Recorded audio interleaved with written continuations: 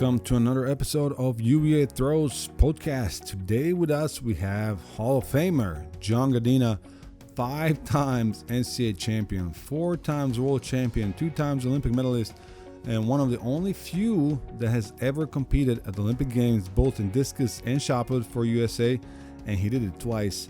3 times Olympian, so many things. Among other things, he's NCAA record holder. Still, he's also a great coach of athletes and coach of coaches, founder of Altis, helping numerous people around the world. He's going to talk to us about how he got into throwing, influence his father had in his career, his NCAA record, and something really unusual, how he got into long distance running, something not many throwers can say, and many other things. If you like our podcast, please hit the subscribe button. It helps a lot. And enjoy our interview with one and only John Godina. Coach John Godina, thank you so much for your time. It's a very great pleasure to have you here. No problem. I wish I was as well lit as you are. I need to get a light up in the front of the I got this window coming in this way. Oh, it's good. Yeah. So what we like to start with usually is tell us how obviously you are 4-time world champion, 5-time NCAA champion. You are the NCAA record holder for a little bit more than 2 decades now. Even though guys are throwing far now, nobody in college has ever thrown as far as you. And you were in the best throwing team of all time back in UCLA with Art Venegas. You guys were just incredible. Tell us before that we go into that. How did you get into throwing in the first place? Why did you play football or something else? Well, I played football in high school. My dad was a discus thrower in college, and he started me in grade school just trying it. And then junior high school, I got into doing that along with football. And so my dad was always my coach from the get-go, all the way through high school and everything. So it was very easy for me to kind of just always be doing it. I really enjoyed football too, that's for sure. I got recruited out of high school to most schools in the college ranks, but the thing that I always liked was that just this process in track and field and process of self-development and self-accountability that's just totally different. And the fact that you can go do it anytime you want to do it, it's not, you don't need to have 11 guys out there to go practice what you're trying to get done. So yeah, no, there was a football career in there, that's for sure, but it was a choice, an active choice to just stop the football career and just go into track. No, it's definitely an individual sport, and you control the cards more than other sports, right? Yeah, definitely. How was being at UCLA at the time? And this is every kid's dream, to be obviously a good thrower, the best of all time in the NCAA, but to be with a great team as well and a great coach. This was just the golden time. Something like you guys had rarely can be replicated, right? Yeah. There was a year that at UVA we had a great team, and I was like, oh, it's the best team ever. And then okay, people like, calm down. What about UCLA? Yeah. You guys. 95 UCLA was something different. It was, first, third, and fourth in men's shot. We won 5 of the 7 throwing events. There wasn't 8 at the time. Women weren't throwing hammer yet at that time. So we won 5 out of 7. Wow. I don't even know how many points we scored on the men's and women's side, but we had, I guess we had 1, 2, 3, 4, 5 of us that would go onto the U.S. team at one point or another. Oh, wow. And then one of them that probably could have, but he was too busy becoming NFL football Hall of Famer. Did he won Super Bowl as well? Or what's that? He won Super Bowl. No, he was Hall of Famer, right? Yeah, he won Super Bowl too. Yeah, with the Ravens. So one of my favorite things in the world is watching that 95 championship. And I end up jumping on top of Mark Parlin and John Ogden, and I just look like a little kid on top of John. I'm not a small guy, but I just look like a little baby sitting on top of him. So he was a big dude. Incredible. How how important was that for you for your development, having those teammates around? You obviously you know what you were looking for, but having that. Yeah, I think it was critical. I think it was critical because it was an Art Venegas program, meaning art. He was so hard on people for good reasons, because he knew exactly what you could do. But to endure that process, it's a lot better when you've got people in it with you that you can count on. Yeah. So I think that the management of the stress loads, the psychological stress loads, it was very critical to have that kind of a quality team to Yeah. make it happen. So Yeah. yeah, it was a very, very special time. In fact, I tell people this all the time, that trophy from 95 outdoors, that's every bit as important, if not more so to me, than the world championships and Olympic medals, you know? Wow. And you won 4 world titles and 2 Olympic Yeah. medals. That's incredible. Yeah. That's, I think I look at it too, because this is like a second life for me, right? I look back on it, and it is pretty cool with all the stuff that Art and I did together, Yeah. to look at the numbers and the stats of different things that I would, at the time, you don't recognize what you're up to. Yeah. Yeah. And when you realize that 9 medals is a lot, but you don't think of it at the time. You think about, oh, I missed 2 or I missed 3 that I should have gotten there. Very specific thoughts about what you're supposed to be doing, not realizing until it's all over. And then I even needed more time to separate from it, Yeah. to really reflect on what we accomplished together. So it was pretty cool. It's just, I mean, the fact that this still stands as the NCAA record and as the best Okay, performance of any throw. there it is. Is that the jersey? That's the cover from Track and Field News, and this is actually I dug out the dirt from the Oh, field where no it way. landed. So that's a peat, like a little plastic dish filled with the dirt from where it That's landed. wow. That's a part of Let me history see. right there. There we go. That's better than a ring. There we go. That's it. Wow. Yeah. 95 Knoxville. Yeah. Tennessee. Yeah. So actually, I didn't display any of this stuff, and then my wife got mad at me, and she started putting out all the trophies and all that stuff out there. I've never done that till about 2 or 3 years ago. No, but wow, being it's great to see. And you were like this, and I remember when I first met you. This was 2006, 2007, 2008. As much as accomplished you are very humble and very open to athletes. You know what you achieve, but you also are very welcoming.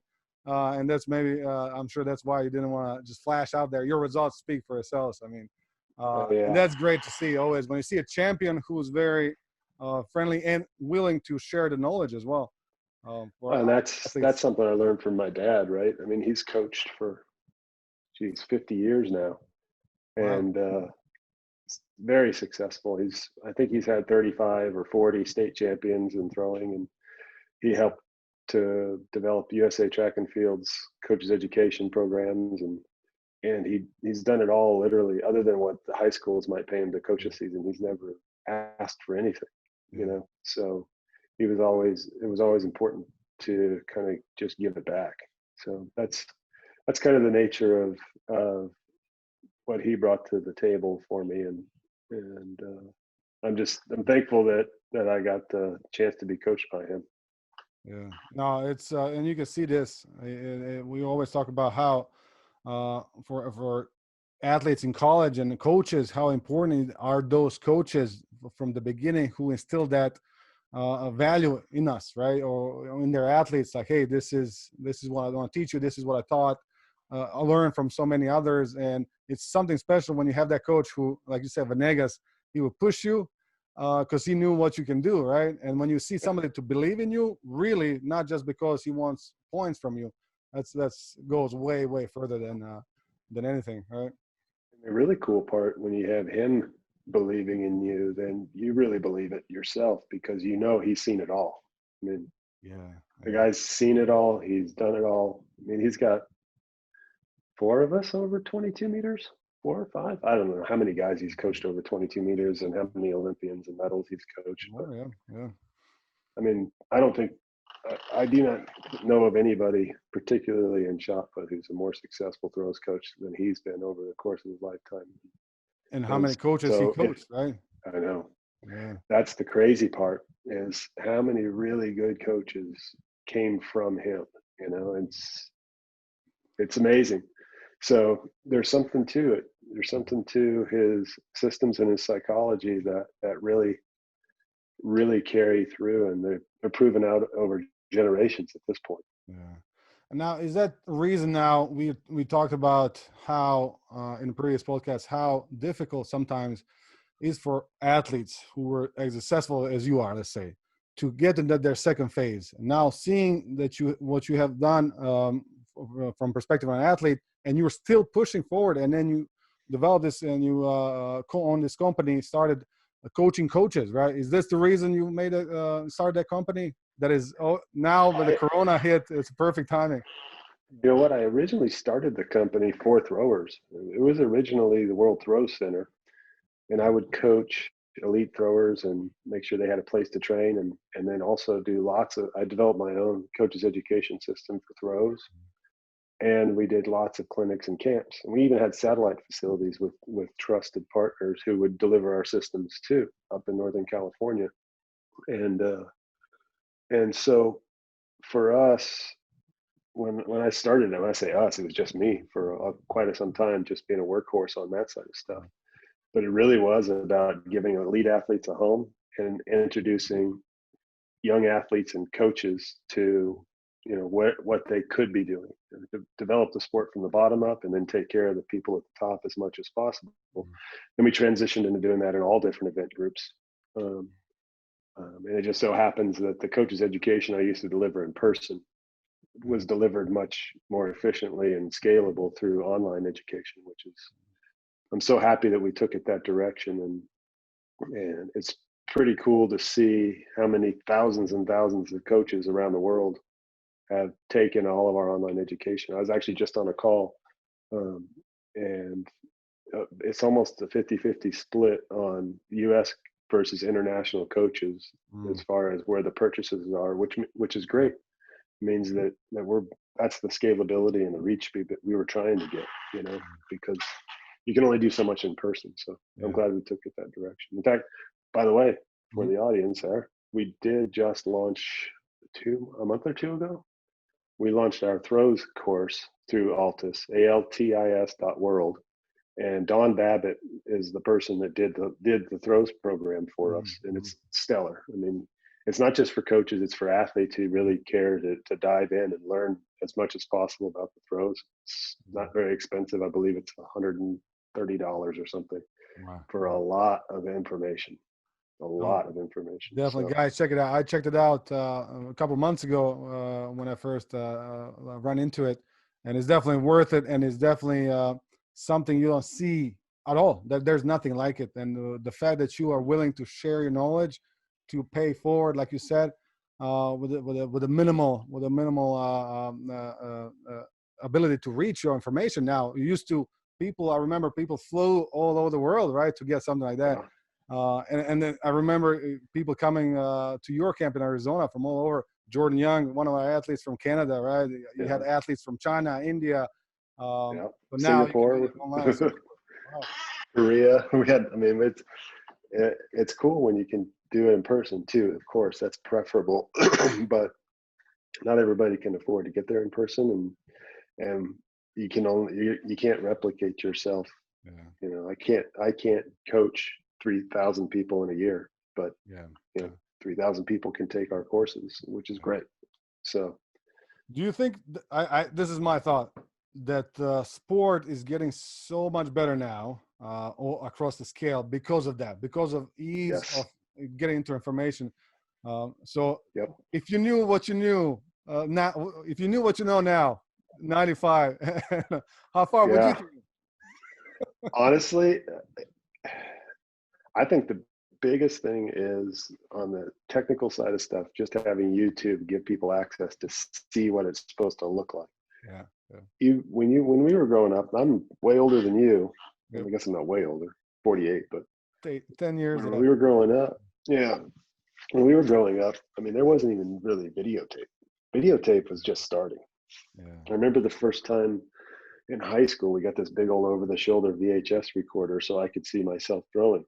Wow. So you couldn't see. I remember I read articles to tell you what to do. Yeah. That's how you would get the information. Yeah. So you never saw it. Your eyes couldn't see it, and Yeah. you just couldn't access even the basics of movement Yeah. other than written word. I think that's a huge thing. Now, I do think too that there's also a negative, which is you could, and you're a coach now, you tell me, but there's a lot of people out there that probably get too much information, don't know how to filter it, and and Yeah. they're plucking all the wrong parts of Mm.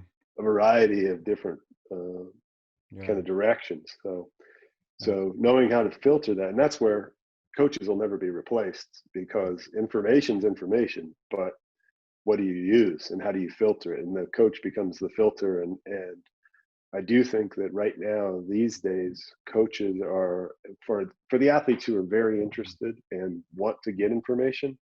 The Yeah. coach becomes much more of a working partner than a dictator that it would have been back in the '80s when Yeah. I was growing up, Yeah. right? Because the kids do know some stuff, and Mhm. trying to figure out what works best for them is the direction it's gone towards.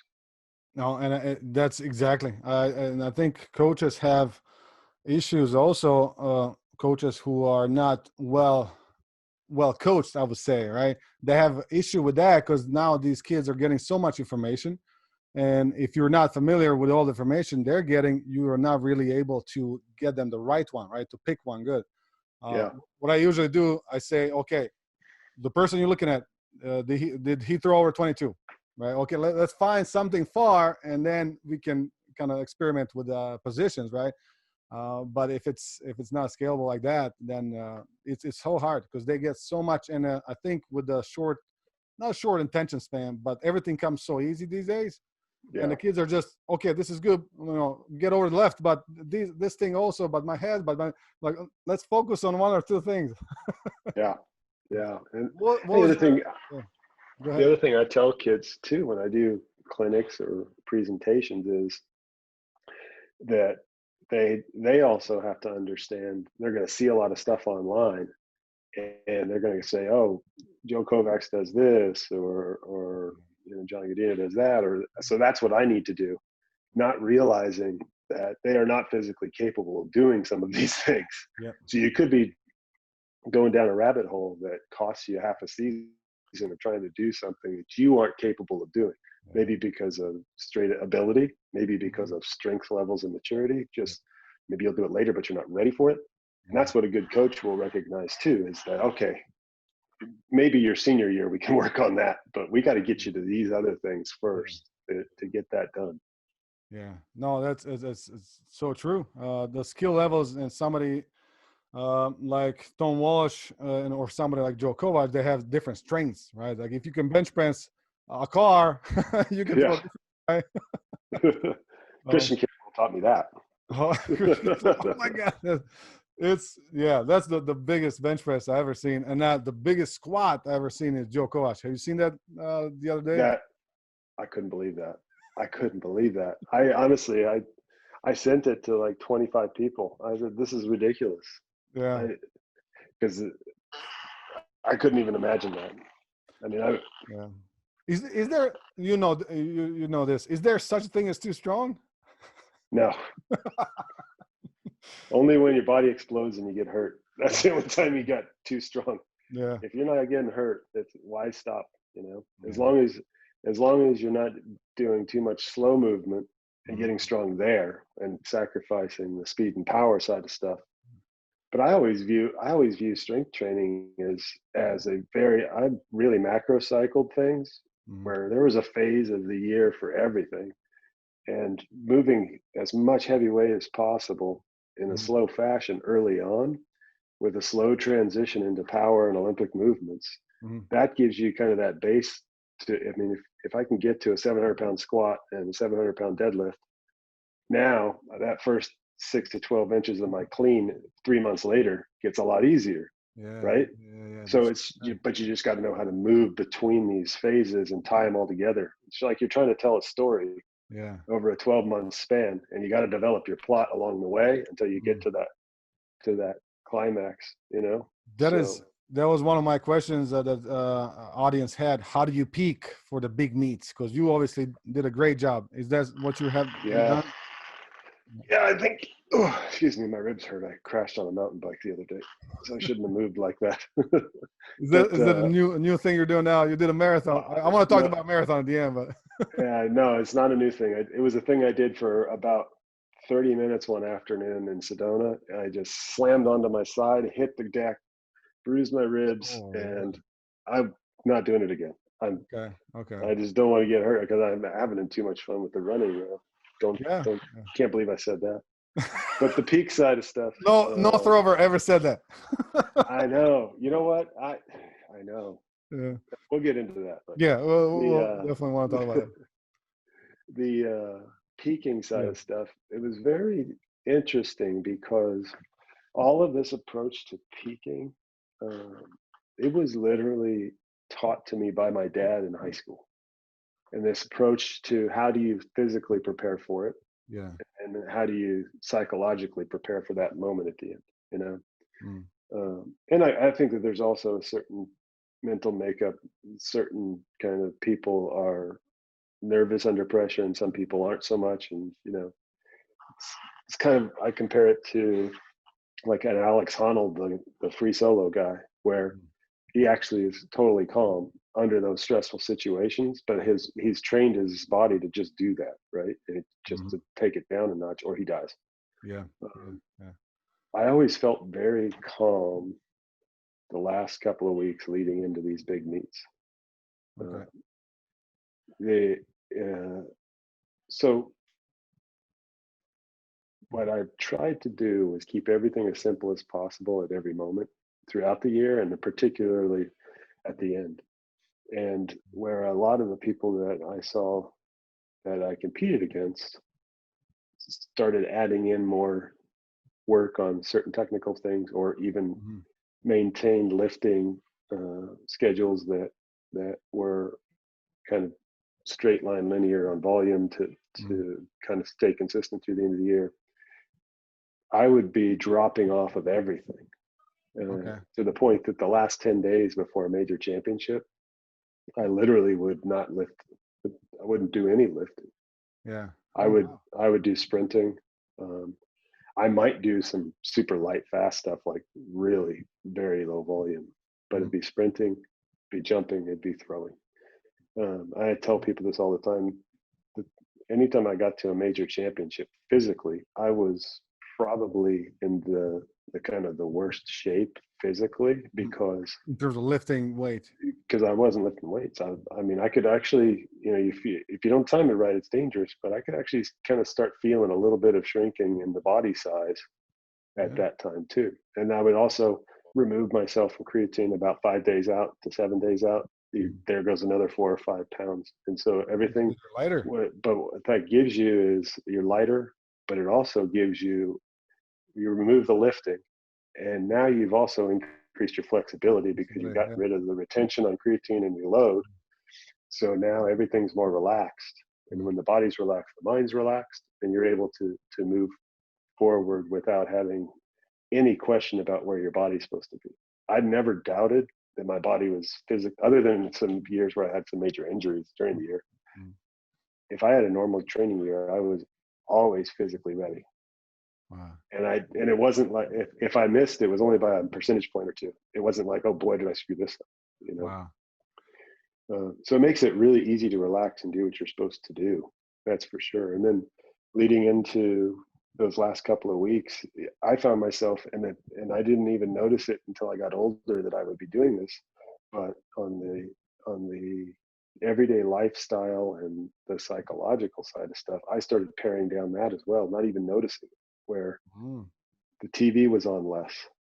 Driving to practice, the radio wasn't on.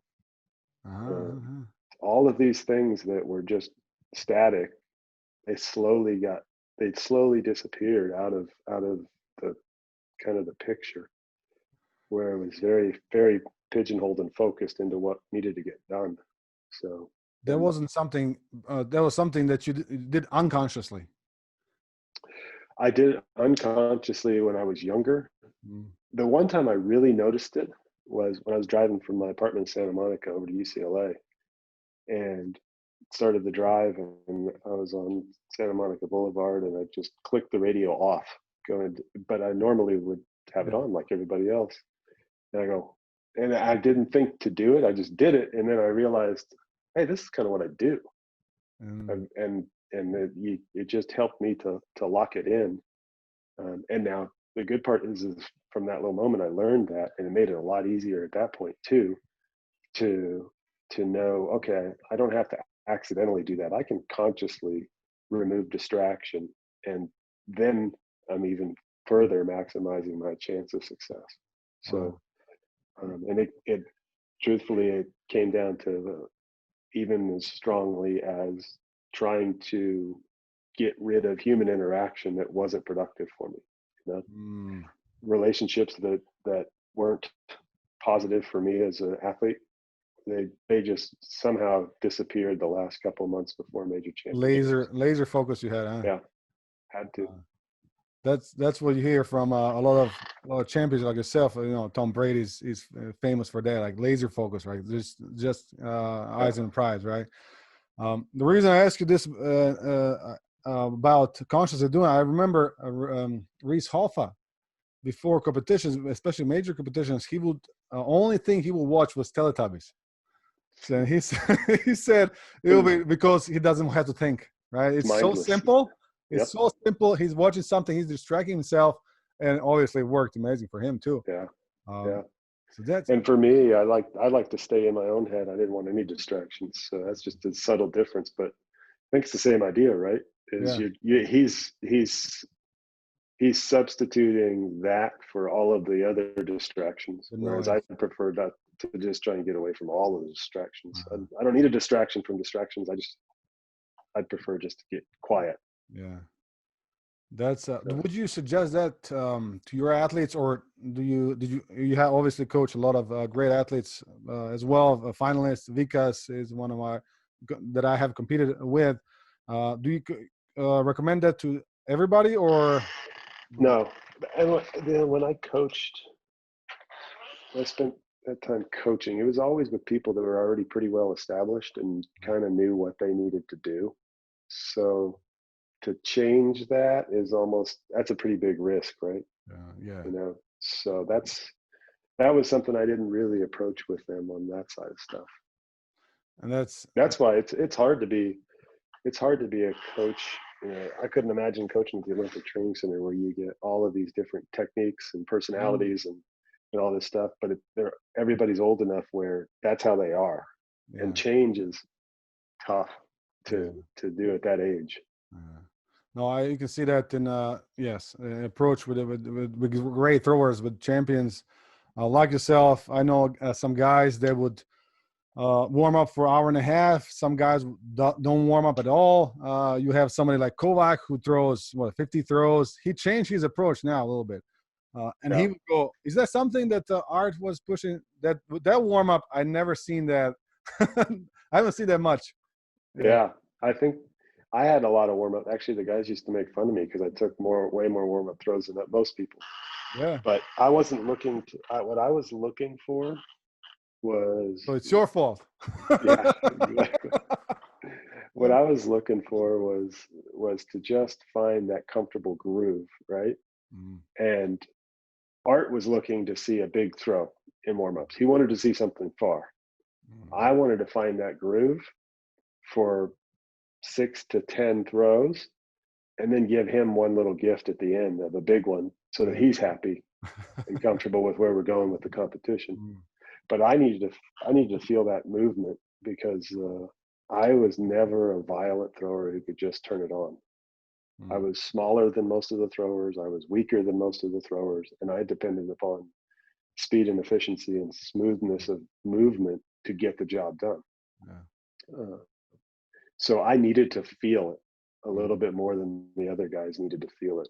You know, it's just I didn't have 320 or 30 pounds behind it. I was 285, 290, right? Oh yeah. Okay. Okay. Yeah. So I never broke 300 pounds in my life. Mm, So I was very, I mean, it was I think that the only two of us that can say that is me and Adam.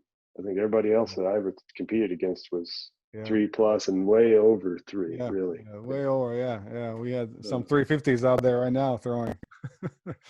yeah, exactly. And I think that also is a part of the reason why arts system and what I taught through my camps and clinics to Mhm. kids really it's proven out to work really well because what I did at being undersized Mhm. really shows that technique can even up the odds with people that are physically superior. Yeah. I mean, I was if I had anything on these guys, it was that I'm pretty darn confident I could have beaten any of them in sprinting.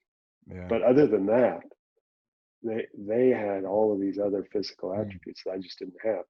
I was lucky that I found the right coach that could maximize Yeah. results from almost anybody. And if you Mhm. look what he did with that technique, it and that's what's transitioned to Dave Dumble's coaching and Don Babbitt's coaching and Yeah. John Frazier's coaching. Yeah. That they all use the same base Yeah. of technique. But what you see with Art in particular is he took really kind of mid-level recruits and turned them into scorers at nationals constantly. Mm. Wow. Now the top people, that's kind of a different game, right? Yeah. But the fact that he had so many dozens of people that were just okay Mhm. become very good, that's the cool part, you know? Yeah. What was it? So was he focused because you guys were notoriously strong, but you were notoriously good technicians too. Was there a phase that you guys were focused on technique, like you said, maybe first couple of years, and then get strong? Because it's hard to get both. Yeah, we went through the approach of as soon as we showed up on campus, every single male is going to redshirt because he's going to blast the weight room from the start and get you as strong as you possibly can from the start. We never stopped trying to get stronger and faster. Yeah. Just blast, blast, blast. Then he would break the year up technically. So we would start at UCLA, the top of the track at UCLA What? Yeah. is where we had our weight room and we had this wall and we would just throw the indoor shots into the wall. I don't know. Our head coach must have just been frustrated because we would literally bust probably 10 to 20 shots every year, just smashing them into the Into wall the over and wall. over. That's a So budget. You had a good budget. yeah, that was nice. Back when UCLA football was good, we had a budget. So and basketball. Yep. But the the thing that he would do is do that with those drills and then slowly transition. I think what he did that was really smart because at the time indoors was something, but it wasn't as big as it is now. Yeah. He would treat indoor track as a reward and almost a beta test for where you were. And Mm. we would only do 3 or 4 indoor meets and that was it. But it was like just enough to shake it up for you to test all of the technical work you're doing and how does it hold up under pressure, Mm. finish that, and then go back into fixing everything for outdoors. So Okay. we had these phases of really basic drill prep, kind of transition into throwing with a short burst of competition, and then let's get back into it all again, and then get ready for the outdoors. So That's great, and it's even more impressive when you have somebody who's throwing two events and throwing two events really far. Obviously, you discus, you throw almost 70 meters. How was that? How was throwing? You have discus throwers, you have shot putters. You have shot putters who can throw discus okay, or discus throwers who can throw shot put okay. But you were really good at both, and it took you a while to figure out which one you're going to do. But you did yeah, both the whole time. yeah, I think I started as a discus thrower. I didn't throw rotational shot put till late Oh, halfway through my freshman year in college. I was a glider in shot put in high you school, came and in. and I Oh, I didn't and I know that. came in gliding, and I didn't change until about February, I think, my freshman year. Huh. So so discus was always kind of the natural feel for me. Mm. Um, I feel like that I did a decent job of managing the two, but there's some couple of especially when you get to the top levels, there's some very different aspects to how you should finish and move with the shot and the discus, especially how the vertical components of the shot put. It really kind of feeling the differences between those two. becomes increasingly difficult the faster you go and the farther you go. But I think we managed it pretty well. We kind of pulled out of it. I think it was in 99 or 2001. Sorry, it was 2001 when we kind of pulled out of the 2-event approach. And that was strictly because I was tired. Okay. I mean, it was a lot to train both of those events. As a professional, So or both as a college and professional. college wasn't too bad because I was younger, right? Yeah. You start getting up in there close to 30-ish. Yeah. And remembering that I kept getting stronger until I was probably at my strongest between 2000 and 2003.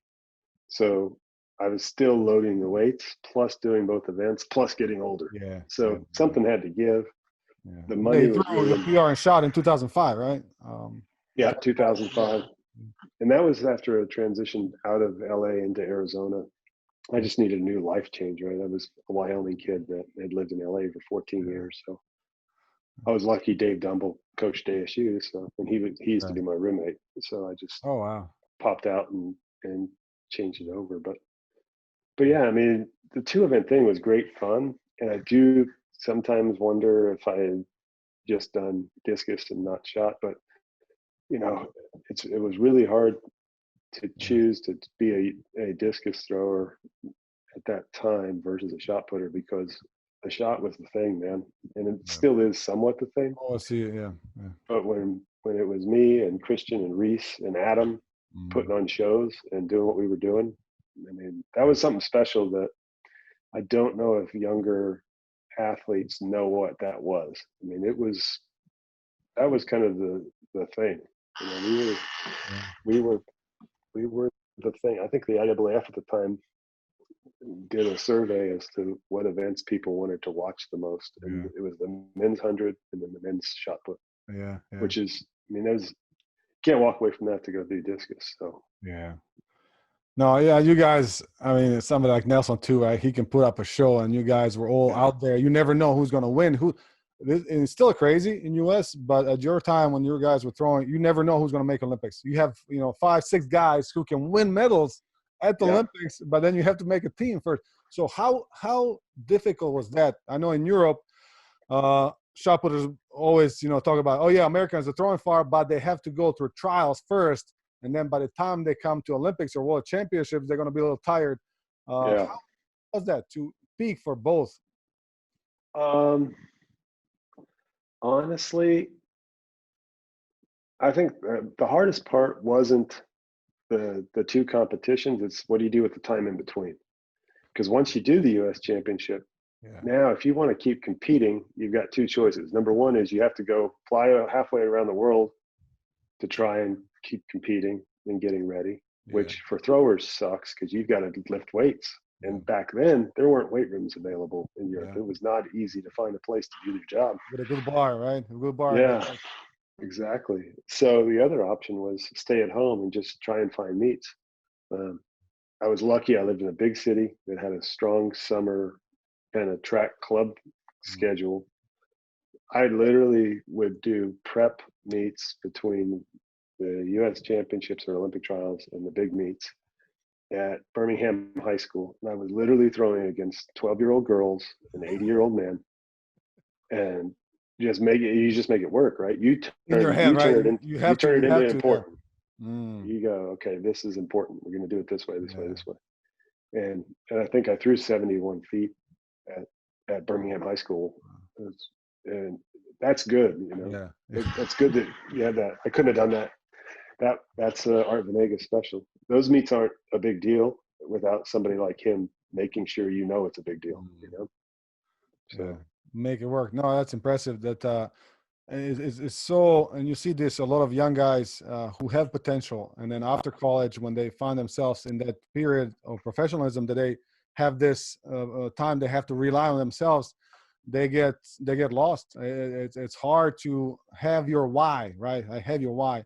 And it's something that you obviously had over the years. That's really impressive. And I can see that Arvenegas was a good coach to have at that time too. Because it's psychologically being a thrower, peaking at the right time, throwing when 1 centimeter or 2 centimeters can make you a first or third or fourth, right? Yeah. That's something that many don't think about until they get to that point. Was there a competition that you were not ready as much as you wanted to be ready? 96 Olympics. I had dropped a bar on my chest. I was bench pressing 425, dropped it on my chest. Oh, And that was in March or April.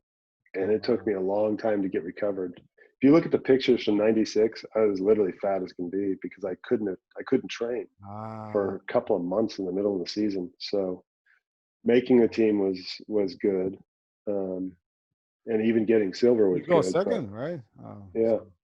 Yeah. But it was just, that one was particularly bad because I just wasn't in the physical condition I should have been, but it is what it is, right? Well, you got 4 golds, 2 medals. That's I think that's most that anybody can say in world championships, right?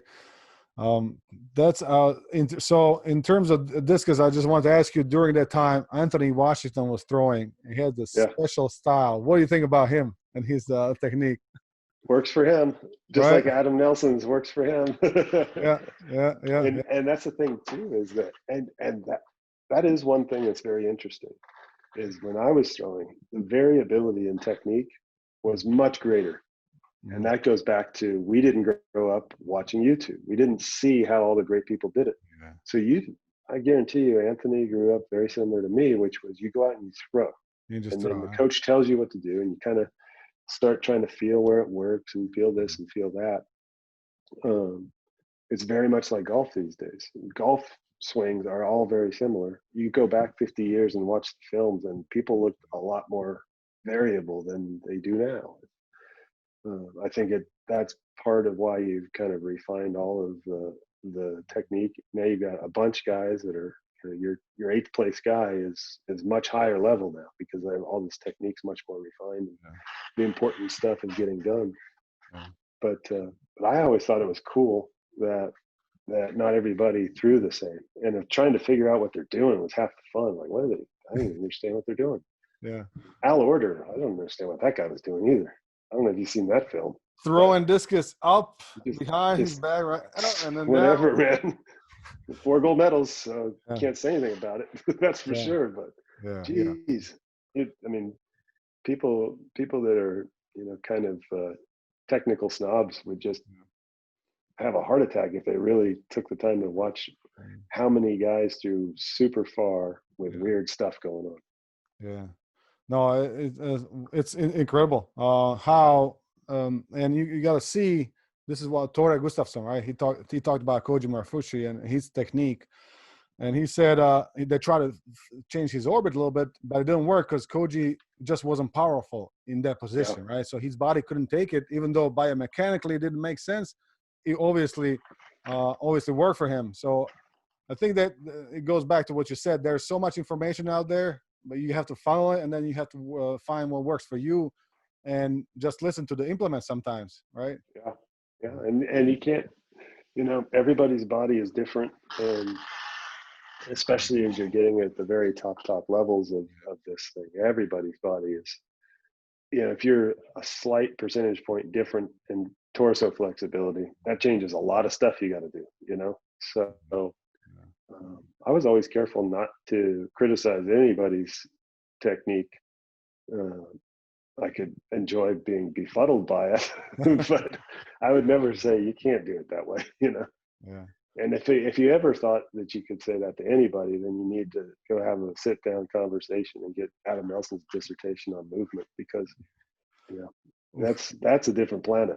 I don't know. He literally came out of a spaceship with that stuff, and it worked great. I saw a video of him. Coach Babbitt showed us when I was at Georgia 2005. Coach Babbitt will show us these videos, right? All videos. This is, again, before kind of internet blew up. And he showed a video of Adam Nelson throwing in high school, almost the same way. Almost the same. Kid, you see the kid, and he just wraps around. It's like, who taught him that?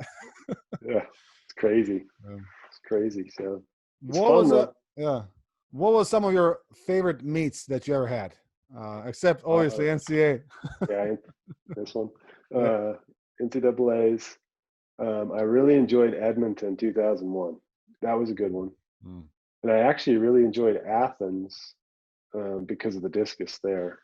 I knew I had to go 65 to have a chance at a medal. I did that, and I think I only missed the bronze by like 60 centimeters there or something, 50 centimeters. I'm not sure exactly. Yep, yep.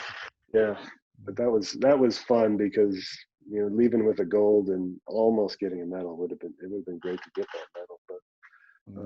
But that's when that was 97, Mm. and that was rewarding because I came after that 96 year where I got the weight dropped on my chest and didn't really have the success I wanted in 96. It was nice to feel it come back after that to back to where it was Yeah. in 95, So Was that you would say that was your worst injury that you had? yeah, Yeah. yeah, it really was. And then I had a torn labrum, but I've dealt with that literally for almost 10 years. I didn't get that fixed until 2006 Whoa. or so, six or seven, and I first felt it probably in 97. Wow. So the labrum's not a big deal if you just kind of work around it. I didn't do any overhead lifting my whole career anyway, so it didn't really matter all that much. Oof. And then it got real bad after 2005, and I had to get it done and Mm. got that fixed. So. Wow. Well, that's yeah. So not being able to do a jerk either, a push press. No, never. I Mm. didn't. I didn't hardly ever do anything overhead. My dad has Wow. bad shoulders genetically too. He can't do it overhead. Wow. Anytime I would try to, it wouldn't be more than 2 or 3 workouts before my shoulders were just Wow. wrecked. So Oh, didn't do incline press, didn't do that's overhead. that's would you say that's I mean if you were able to do that because a lot of shot putters, I mean that's their main thing, right? Push jerk and incline bench. Yeah, I honestly, Do you train your athletes to do it? Your shot putters, let's say. um, yeah, I like to have push presses and not necessarily jerks, but push presses. Um, but and I could go into if I had my video, I could kind of do a technical breakdown Mm. as to how we did stuff that made that vertical upper body component not so important.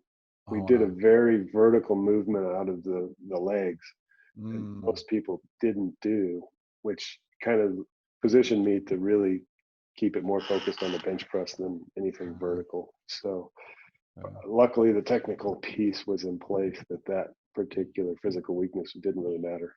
Yeah. That's yeah. Well, when you're taking everything seriously, you take detail seriously, right? So your technique was the main thing. Yeah. In terms of just a couple of more throws questions that I have. Now you see throwers have qualifying and then 2 days later finals. That's Would you so want it to easy. have They're that? soft. They're soft. It's not even a sport when you do it that way. I remember I Yeah. remember me and Adam and Reese in Yeah. Edmonton on a bus at 4 a.m. going to qualifying because we had to do the qualifying. Yeah. Then we hurried back, went to sleep for a while, and Oh, then get back on the bus and go back to your final. that's And crazy. Yeah. yeah, you got to be in shape for that, man. Yeah. And then, by the way, see you in 48 hours for your discus qualifier. How? Yes. So you would have you would. That's. I don't think anybody has done that. Well, Roger Smith had a good year in He did. 2007, right? Yep, he did. But yeah, you guys. I mean, to be able, but other than you two, I don't think anybody has ever done that. Be in finals and compete for medals and win medals, back and forth. So you're Yeah, basically like a sprinter. You will have your relay. You will have your exactly. And I do think that I honestly do believe that had a large effect on why I never got a medal in discus because yeah. it would actually not be that bad if they did it backwards. It was always shot put the Oh, first day. they needed some If medals, right? Yeah, if they had done discus the first day and stacked both of them, physically speaking, it's a different animal. Mm, I would have been fine turning around and doing the shot because yeah. discus didn't take anything out of you. It's Yeah. just Yeah. easy comparatively. That, So, yeah. but it is what it is, and It's I definitely enjoyed the challenge. yeah. Well, you have the world record. If you will combine shot put and discus, you have the world record. Yeah, there Six, was some points thing, right? yes, yeah. Where do you find that? I There put a used to, link in. Put a link in this video I'll somewhere check. Yes, below I'll check. because A couple of years ago, I was checking for that. Yeah. And then we'll do like 5 events. Who did 5 events? Mac Wilkins, multi-Mac. He did everything. Oh my God. yeah, he did all of them. But yeah, you done. He threw 21 something, 21-20 in shot, 70, 90. But you obviously did a little better. Now, was Andy Bloom ahead of him on the list? Ooh, I'm not sure. I'm not sure. Andy was a beast. Because he threw also 69, right? No, did He he? threw high 68s, Yeah, 68 something. Yeah, yeah. but he threw the shot further than Mac. Yeah. Because he Okay. threw, I think he threw over. Did he break 22 meters, 2180. Andy? I think 2180. That's what I'm thinking right, for some reason right now. We need a data guy on the corner. I When you know. do these, you need another person over there just pulling I up know. Some stats for you. like Joe Rogan has Jamie, right? Like Jamie. Yeah, Check you need a Jamie. exactly. I'll get Jamie to check it. But no, that's incredible, and that's one of the reasons why people look at your technique, both discus and shot put. So that's yeah, what you have done and what you have doing with the coaches, it's incredible. What would you? I had a lot of high school athletes following us. They had questions about uh, suggesting what would you do differently in high school. What do you suggest kids in high school who don't have coaches or want to learn more? What should they do? Well, the first part is the hard part, right? Is that you're lucky if you have a competent throws coach, someone that really knows what they're doing at the In high high school school, level. right? That's not very common. The good news is that the internet exists. There's a lot of online coaching in it, so you can at least get that if you're in a remote area. And if you're in a larger city, almost always there's a couple of guys that will do coaching privately, and they can help you out with getting things forward. Even if it's just on a very small way, say it's once a month or whatever, that they can help you out. And there's that too. So that'd be my first thing, would be, if you don't have a coach, make it your job to find a coach. Take some of the time that you would spend throwing all by yourself, take a half an hour out of that every day until you go and find a coach, and then your time will be much better spent from that point forward. Yeah, do your Um, research, right? yeah, exactly. And as far as what I would do differently in high school, I honestly, I'm a no regrets kind of guy. I don't think I would have changed much. I think, the one thing that most people ask is, well, wouldn't you, if you know now, wouldn't you be a spinner in high school? And my answer is no, I wouldn't. At the time, I wasn't physically ready to try and make both rotational events work together, so that worked great. Yeah. Would you change your lifting plan? No. We did bigger, faster, stronger, very basic, move a lot of weight, do a lot of cleans, all of the stuff, do your sprints. I even sprinted out of blocks when I was in high school. I was sprinter blocks, so, I there's not much I would change at all. Well, it worked well, right? Yeah. It worked I, really well. I'm not going to try and do revisionist history and Yeah. figure out a way I could squeeze 10 more feet out of that discus throw in high school. I'd rather just stick with what I got. Yeah. Now, you obviously are a champion, and then you are trying to get better in every way, in anything that you do, right? Every day, right? In every way. And you have your company now, and you have these challenges for yourself. So never, and you already kind of slipped one in there, like enjoy running. Never I heard a thrower that enjoys running. What made you try to half marathon? Honestly, my wife ran 5 or 6 of them, and she pressed me forever to do it. Yeah. And then I got into a bet. A friend of mine from high school, I had a bet with him for $500 to see who could lose the most weight by last Christmas. Oh, wow. So I was like, okay, I got this bet. She's been harping on it, so I go ahead and try it. So I called people for advice, and actually I got lucky because one of my old friends from the pro circuit, he's the boss at the Atlanta Track Club, and they put on about 40 road races a year, and they were hosting the Olympic trials followed by everybody's race the next day. Yeah. So we kind of did a deal where where me and Gail Devers prepped for this half marathon, and they've used it as a kind of a publicity engine. There's some good stories about the process, and I actually, you know, my social media, I had not used it for a couple of years. I told them I would kind of reactivate it to track what I was doing. I made some videos and really enjoyed that process. So I'm kind of glad that I did that too, just so I have it as a historical archive. Mm-hmm. But yeah, if anybody follows my Instagram or Twitter or jumps on there, Yep. please follow. But you can see some good videos. Just go back in time to when the whole thing started, and you can see the change. It's a fun process, and it is something that I did not expect to.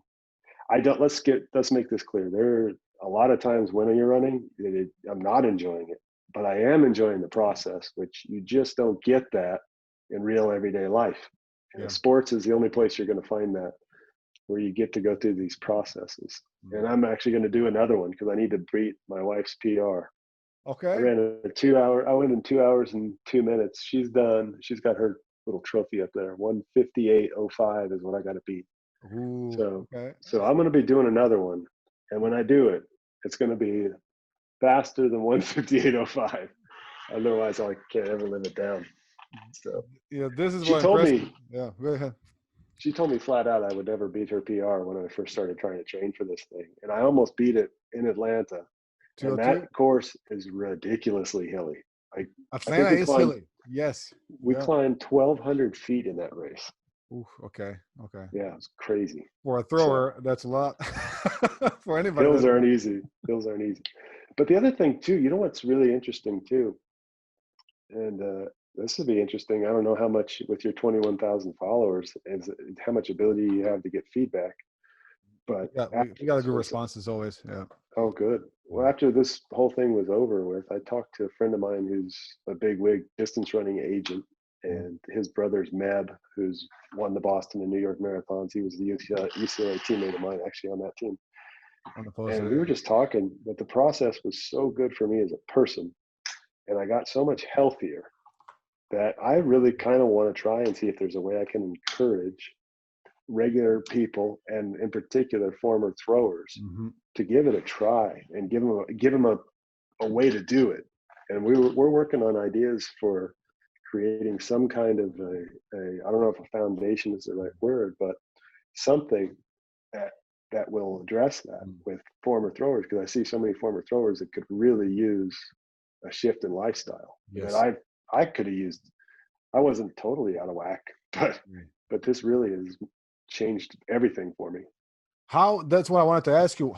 How enjoyable was that? And for me, this is, as an athlete as well, you're trying to break the records, right? You're trying to you lift more, throw further.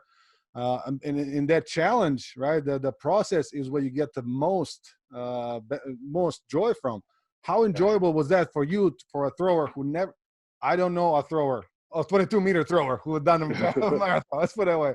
How enjoyable was that for you to see how you can transition, how you can change your body and your mind, how you can beat your mind, basically, because you were training at the 7,000 feet, like you're up, you're doing 5 miles, you're doing runs, half mile sprints. Yeah, exactly. And for me, it was an incredibly rewarding process to get through it.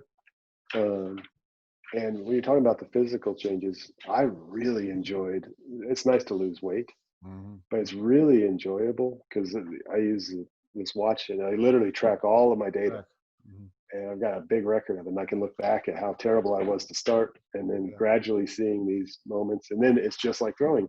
You're progressing, and then you kind of flatten out, and then you see another jump, and then it's just like throwing. Yeah. But seeing the process of how you can change your physiology is really cool. Yeah. And the other thing is that I have a friend of mine that she was an Olympian, Amy Begley, who coaches me. And I told her the one thing that's also very interesting is how easy it is. Meaning throwing is a lot of work and lifting is a lot of work. And you do a hard lifting workout and you will literally be sore for 5 to 7 days. Yeah. And I was able to massively change my body. Mm, Physiological changes over a 6 month span, like probably more dramatic than since I was in junior high school. yeah. And I would do a workout, and as soon as the workout was over, I would feel great until the next workout. You're not sore, you're Yeah. not beat up, you're not miserable. It's like, wow, this is really easy once you just kind of gradually build into the process. Hmm. Holy moly. And you enjoy it because you feel awesome when it's done, these runs. And this is too for everybody who's listening to this. And I checked out your Instagram account as well to do some research. And you were talking about having a coach for half marathon, right? So Yeah. tell us about importance of having somebody who are actually doing it, not just do it like Oh a yeah. somebody who's just gonna run through the wall, right? Yeah. Well, and that's just it, is just like anything. The coach is there mostly to filter out your own stupidity. So she she made sure that we just took everything gradually and balanced longer runs with interval Yeah, stuff, with some hill stuff, and cross training days, all these different things that I don't know how to do that. I yeah, mean, yeah. I wouldn't even dream of. I mean, I kind of know now, but I feel like I'd need to be coached for at least another few years before I'd be comfortable trying to write a running program for myself. Mm, And that should be a lesson, by the way, to any young person yeah, that yeah. thinks you know how to set up your program for lifting and throwing and all of that stuff when you're in high school or college. I'm telling you, I know I spent my life around sports and physiology. I was a bio major, Mm, and I don't know anything that would make me think that I can maximize my results in running because it's yeah, just not something that's in my base of knowledge. yeah. No, that's they say how books are valuable, right? So books, somebody writes, does the research, talk about 10,000 hours to be good at something, right? So somebody who wrote a book probably took more than 10,000 hours, 20,000 hours to get that knowledge into this piece, and you'll be crazy not to look into this person knowledge that they have done over the years, and same with coaching, right? Like coaches do so much, good coaches do so much research, so much experience. uh, you just gotta do your research and take your time to learn from somebody who Yep, already has done it, right? exactly, There's a lot exactly. of proud throwers out there though. Yeah, that is true too. Yeah, it's tough. Yeah, and when you have a very good talent, and I'm sure you had this in the past as well. You have very talented athlete who never got hurt in the past, and like, I will never get hurt. I'm gonna throw every day, 100 throws, right? Yeah, um, but it's yep, you also do golf. I So is there do. something you don't do? I don't mountain bike anymore after that crash. Yeah, fool me once, uh, right? yeah. No, I'm getting decent at golf. I actually enjoy that. I go out once a week with friends of mine and we play kind of 2-on-2 out there. But I've gotten good enough now where it's enjoyable to go to some of the harder courses and just try and not lose too many balls and things like that. Actually, there's I just reached out to a group called let me get the proper spelling of this. Hmm. Experior Golf, EXPERIOR Golf. They're on YouTube, just a couple of guys, but they've got lots of followers and lots of views. And Yeah. I was just like, hey, I like golf. Want to do a video? So we're going to actually go up to the TPC course in San Francisco together. My friend of mine runs that, and Oh, nice. we're gonna do a video for their golf channel just because on YouTube, so Heck yeah. No, you and can you're see that too. yeah. Well, I saw your how to throw video and shop it. I'm excited to see this as well. Yeah, Do you think throwing has connection with the golf too? Because you have to kind of yes, use the hips, right? yeah. There's some subtle differences. I mean, again, with my vertical piece that I did at the end, that I was talking about in relation to overhead lifting, Yeah. I had to learn to work my way a little bit less vertical and laid back for Mm. golf. It took me a while to get there, but especially when I first retired, I actually was thinking about doing long drive, and I was cranking pretty good for a few weeks until my club broke, and then I just kind of stopped because I didn't want to buy another Oh, club. yeah. Um, but Yeah. that was very comfortable, just transitioning into swing as hard as you can, right? Yeah. Uh, but now I just enjoy the kind of the precision of it, and And what I really like is that all that hip and shoulder separation that I'm so comfortable with, that most people aren't, has just made it so much easier than I thought it would be. Yeah. It's great to see that you are taking life every day. You're taking as many things as you can do, and it's great to see. Like you said, a lot of throwers could benefit from just a view of life, like you, like Adam Nelson, who has he has his training center. He's trying to help young men and women as well.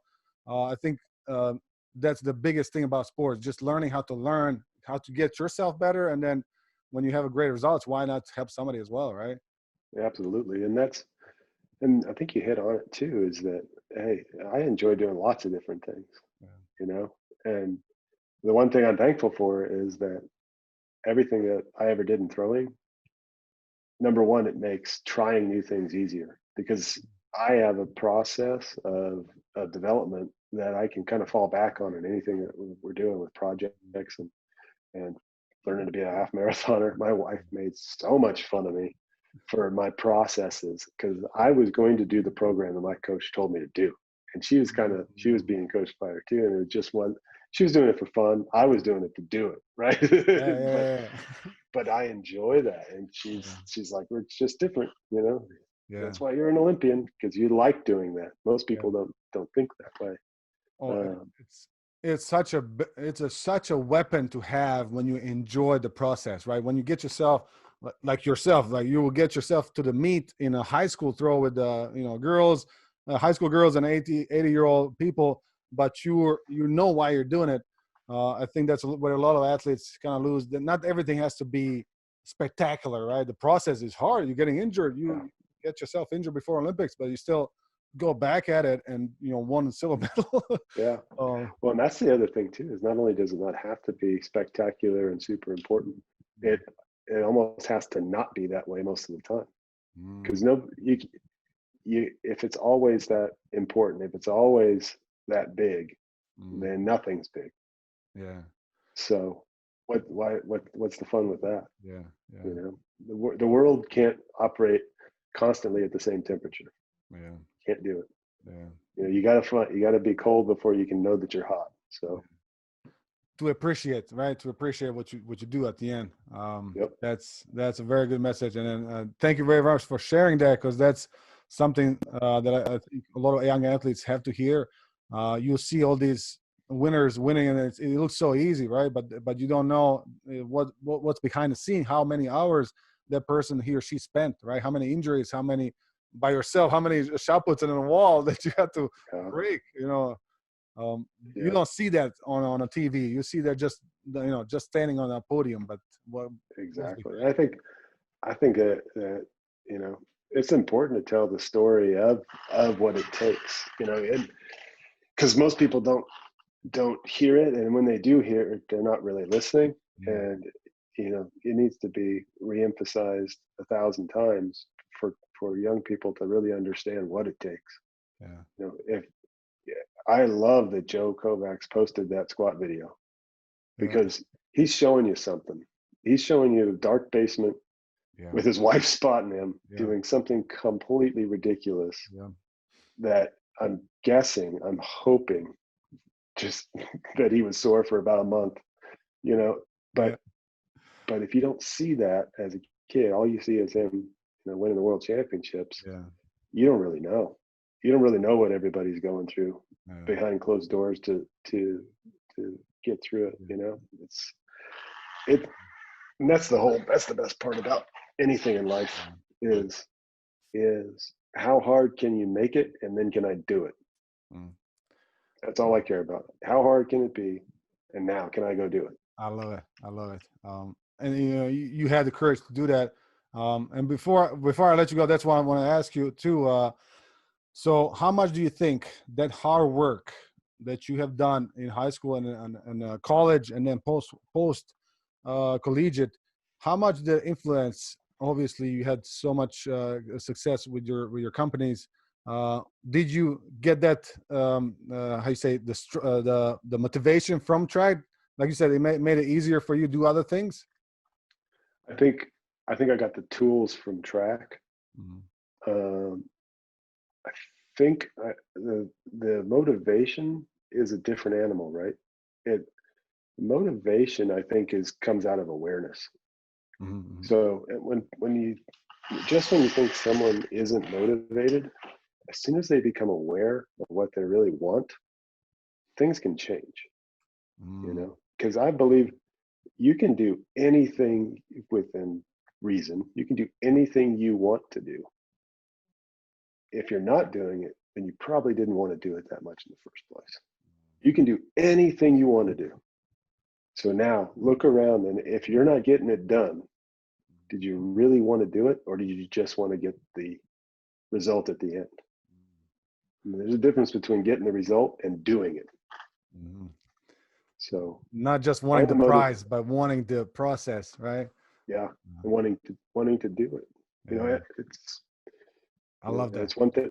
It's one thing to get an honorary doctorate from the university, and it's another thing to spend 6 years of your life getting a PhD. Yeah, They both say doctor, yeah, but yeah. I don't need an honorary doctorate. I'll take the 6 years of work because that means I did it. Oh, I love it. That's such a good advice for young coaches and young athletes on what you just said, and it's a great way to finish this. I don't want to take too much of your time, but so John, thank you so much. What is one of the best place to reach you if for athletes? Follow on Twitter and on Instagram at John Godina, Godina. And then also, please, everybody, check out Altis, ALTIS.world. Go to the education section and buy that throw coach education, even if you're just an athlete. It's the steal of a century. It's almost charitable Yeah. what we've created there. So I'd say do those two things. We got a lot of cool stuff that I'm going to be posting on social in the next few months as well. So that'll be fun. And don't be afraid to direct message if you're a follower. Yeah, definitely. And I know this from experience, guys. John Godina, when I was an athlete in college, still, I had questions when I finished, and you were always welcomed and you were always answering all that. You were very approachable. So check it out, guys. John, thank you so much once again. You shared a lot of value with us here, a lot of help for young athletes. Thank you so much. All right. Thanks, guys. Go Bruins. So, there you go. All right, guys, that was John Godina, one of the best throwers in the world of all time. And like they would say in the boxing match, and still NCAA record holder in shot put. If you like this episode, please take a moment to leave us a review and see you guys soon. Take care.